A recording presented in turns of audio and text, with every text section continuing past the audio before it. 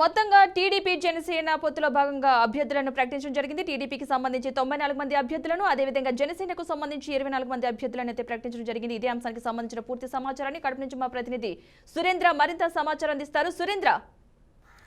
Yes Padma, ప్రభుత్వ వ్యతిరేక vote చీలకుండా కూటమితో జతకట్టినటువంటి Janasena TDP అధినేతలు ఇద్దరు కూడా ఇప్పుడే మొదటి జాబితా విడుదల చేశారు. ఈ మొదటి జాబితా 118 మంది అభ్యర్థులతో విడుదల చేసినటువంటి నేపథ్యంలో ఇటు కడప జిల్లాకు సంబంధించి ముందుగా అనుకున్న ప్రకారం 5 సీట్లు ఫైనల్ అవుతాయి అనుకున్నాము, కానీ 4 సీట్లను మాత్రం ఫైనల్ చేశారు. ఇటు కడప ఇన్ఛార్జిగా ఉన్నటువంటి మాధవిరెడ్డి, మైదుకూరు టీడీపీ ఇన్ఛార్జిగా ఉన్నటువంటి పుట్టా సుధాకర్ యాదవ్, పులివెందుల సీఎం ప్రాతినిధ్యం వహిస్తున్నటువంటి పులివెందుల్లో మాజీ ఎమ్మెల్సీ బీటెక్ రవిని ప్రస్తుతం ఆయనే టీడీపీ ఇన్ఛార్జిగా కొనసాగుతూ ఉన్నారు.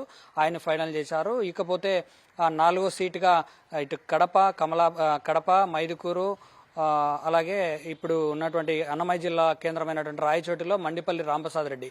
అంటే ఇక్కడ ఒక్క చోట మాత్రమే ఈక్వేషన్ మారింది. మిగతా 3 స్థానాల్లో కూడా ఇన్ఛార్జీలుగా కొనసాగినటువంటి వాళ్ళనే ఎంపిక చేశారు, టికెట్లు ఫైనల్ చేశారు. రాయచోటిలో మాత్రం రమేష్ కుమార్ రెడ్డి టీడీపీ ఇన్ఛార్జిగా ఉన్నారు. ఆయన కాదని చెప్పి గత ఎన్నికల్లో వైసీపీ నుంచి టీడీపీలోకి మారినటువంటి మండిపల్లి రాంప్రసాద్ రెడ్డికి టికెట్ ఫైనల్ చేసి ఇప్పుడే అధినేత ప్రకటించడంతో అక్కడ కొంత వాగ్వాదం అలాగే విభేదాలు బగ్గుమంటా ఉన్నాయి.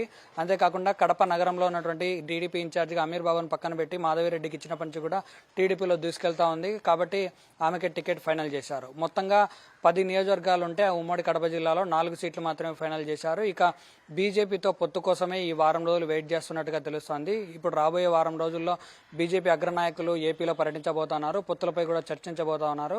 ఆ చర్చల్లో భాగంగానే ఇటు జమ్మలమడుగు, ప్రొద్దుటూరులో కీలక నేతగా ఉన్నటువంటి మాజీ మంత్రి అలాగే ప్రజెంట్ బీజేపీ రాష్ట్ర ఉపాధ్యక్షుడు ఆదినారాయణ రెడ్డి ఆ 2 నియోజకవర్గాల్లో టికెట్ ఎక్స్పెక్ట్ చేస్తా ఉన్నాడు, అసెంబ్లీ టికెట్. సో ఆ 2 నియోజకవర్గాల్లో ఏదో ఒక చోటు నుంచి బీజేపీ పోటీ చేసే అవకాశం ఉంది. ఇటు రాజంపేట, రైల్వే కోడూరు ఈ 2 నియోజకవర్గాల్లో కూడా జనసేన కూడా సీట్ ఎక్స్పెక్ట్ చేస్తా ఉంది. అంటే ఆ 2 నియోజకవర్గాల్లో జనసేన పోటీ చేసే అవకాశం ఉంది. ఇటు రిజర్వ్డ్ కాన్స్టిట్యున్సీ అయినటువంటి బద్వేల్ సీటు కూడా ఇంకా ఫైనల్ కాలేదు. సో ఈ సీట్లు 6 సీట్లలో కూడా ఫైనల్ చేయాలంటే మరో వారం రోజులు వెయిట్ చేయాల్సినటువంటి పరిస్థితి ఉంది. అలాగే కమలాపురంలో వరుసగా 3 సార్లు ఓడిపోయినటువంటి పర్సన్స్ని పక్కన పెట్టేసి కొత్త వ్యక్తులకు అవకాశం ఇవ్వాలన్న కోణంలో పుత్త నరసింహారెడ్డి కుటుంబానికి టికెట్ ఫైనల్ అయ్యే అవకాశం ఉంది. మరి ఆ టికెట్ ప్రస్తుతానికైతే హోల్డ్లో పెట్టారు. మొత్తంగా చూస్తే 4 సీట్లు ఫైనల్ చేసినటువంటి టీడీపీ అధిష్టానం ఇటు జనసేన, అలాగే జనసేన కూడా పూర్తిస్థాయిలో కడప జిల్లాకు సంబంధించి సీట్లను ఫైనల్ చేయలేదు. ఆ జనసేన టికెట్లు ఫైనల్ చేస్తే ఇందులో 1-2 సీట్ల మీద కూడా క్లారిటీ వచ్చే అవకాశం ఉంది. ఇక బీజేపీ కోసం వెయిట్ చేస్తున్నటువంటి అధిష్టానం అన్ని చోట్ల వరుసగా అంటే మొదటి జాబితా కోసం చాలా ఆసక్తికరంగా వెయిట్ చేశారు.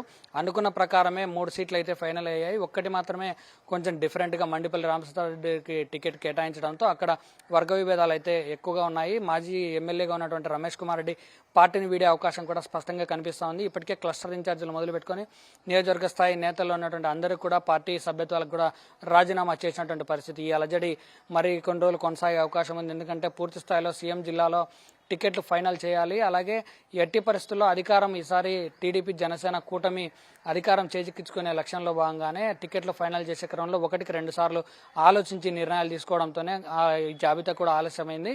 మిగతా 6 సీట్లు కూడా ఈ వారం 10 రోజుల్లోపు క్లియర్ అయ్యే అవకాశం స్పష్టంగా కనిపిస్తుంది. పద్మ.